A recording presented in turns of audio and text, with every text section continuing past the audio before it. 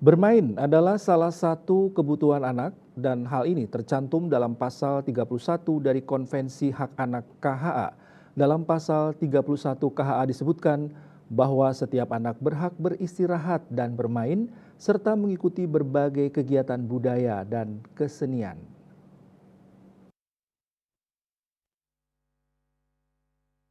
Menteri PPPA saat mengunjungi Taman Bermain I Gusti Ngurah Made Agung di Taman Puputan Kota Denpasar mengungkapkan penyediaan ruang bermain ramah anak menurut Menteri Pemberdayaan Perempuan dan Perlindungan Anak PPPA Bintang Puspayoga sangat penting karena anak-anak membutuhkan ruang untuk memanfaatkan waktu luang dengan kegiatan positif serta meningkatkan kreativitas anak.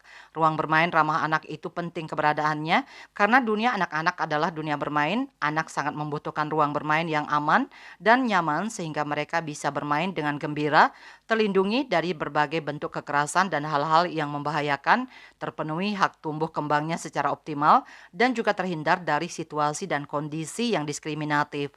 Menteri PPPA menambahkan bahwasanya untuk membangun ruang bermain ramah anak, maka pemerintah daerah dapat berkolaborasi dengan dunia usaha atau stakeholder lainnya. Tentunya kita menyampaikan apresiasi apa yang bisa diwujudkan ini kan kerja-kerja sinergi kolaborasi ya.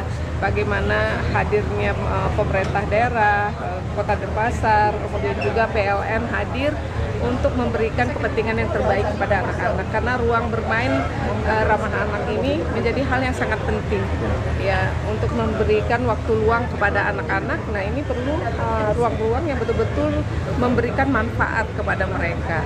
Nah dari tadi mungkin kita sudah sepakati bersama dengan Pak Wali, dengan PLN, keberlanjutan ya yang dibutuhkan bagaimana betul-betul terintegrasi komprehensif terkait dengan ruang bermain ramah anak ini ya. Apakah tidak hanya kita memikirkan ruang bermain ramah anak untuk anak-anak balita ke bawah, tapi kan yang namanya anak itu usia 18 tahun ke bawah itu adalah masih anak. Apakah dimungkinkan dari PLN, kemudian dari pemerintah daerah juga kita membentuk yang namanya pusat informasi sahabat anak yang jadinya akan connect kebutuhan anak-anak yang ada di Denpasar ini. Kemudian juga kami sudah dengan DP3 KB.